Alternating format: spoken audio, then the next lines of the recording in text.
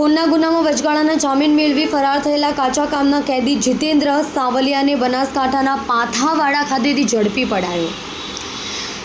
Police commissioner Surat શહેરના હોય સુરત શહેરમાં ગુનાઓ આચરી નાસ્તા ફરતા અને પેરોલ ફ્લો જમ્પ વચગાળાના જામીન ઉપરથી ફરાર આરોપીઓને પકડી પાડવા સૂચના આપી હોય છે અંગે ક્રાઇમ બ્રાન્ચની અલગ અલગ ટીમો વર્કઆઉટમાં રોકાઈ હતી।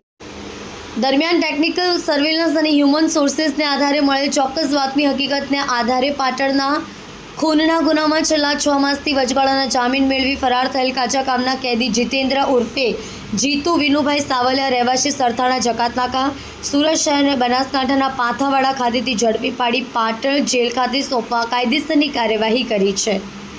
કામના આરોપીએ પાટણ સરદાર કોમ્પ્લેક્સમાં આવેલ જયોના નશામુક્તિ કેન્દ્રમાં સારવાર લઈ રહેલ મરણ જનાર હાર્દિક રમેશભાઈ સુથાર ઉંમર 25 રહેવાસી મોટી દવ મહેસાણાને તારીખ 17/2/2023ના સાંજના 6:30 વાગ્યાના સુમારે આરોપીઓએ પોતાનો બદ ઇરાદો પાર પાડવા એક સમતે હાર્દિક રમેશભાઈ સુથારના હાથ પર દોરડાથી બાંધી સફેદ પાઇપો વડે તેમના ગળદા પાટોથી હાર્દિકના શરીરને પેટના અને ગુપ્ત ભાગે આડેધડ માર મારી મોત નિપજાવ્યું અને સાચી હકીકત છુપાવી।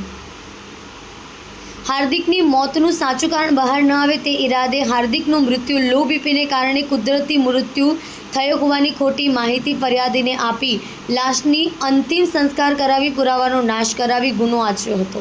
પાટણ બી ડિવિઝન પોલીસ સ્ટેશનમાં ઇપિકો 302 201 147 148 149 અને 34 જીપી એક્ટ 135 મુજબ 8/3/2023ના રોજ ગુનો દાખલ થયો હતો। આ ગુનામાં આરોપીઓ સંદીપભાઈ છગનભાઈ પટેલ, જીતેન્દ્ર ઉર્ફે જીતુ વિનુભાઈ સાવલિયા, જયેશ ઉર્ફે બાબુલાલ સામજીભાઈ ચૌધરી, નીતિન રામજીભાઈ ભૂતળિયા, કિરણ ઉર્ફે શંભુ રમેશભાઈ પટેલ, મહેશભાઈ નટવરભાઈ રાઠોડ નાઈ, ગૌરવ ઈશ્વરભાઈ રાંદેરી, જૈનેશ રાજેશભાઈ તાડા, જયદીપ ધીરુભાઈ રૂપાપરા નાઓની પોલીસ દ્વારા ધરપકડ કરી અને કાચા કામના કેદી તરીકે પાટણ જેલમાં કેદ હતા। કેદી જીતેન્દ્ર ઉર્ફે જીતુ વિનુભાઈ સાવલિયા વચગાળાના દિન 7ના જામીન મેળવી 16/1/2025ના રોજ જેલ ખાતે હાજર થવાનું હતું। હાજર ન થઈ બનાસકાંઠાના પાથાવાડા ખાતેથી મજકૂર કેદીને પકડી પાડી પાટણ જેલ હવાલે સોંપેલ છે। ધવલભાઈ ધાનાણી સાથે જોતા રહો ન્યૂઝ 9 ગુજરાતી।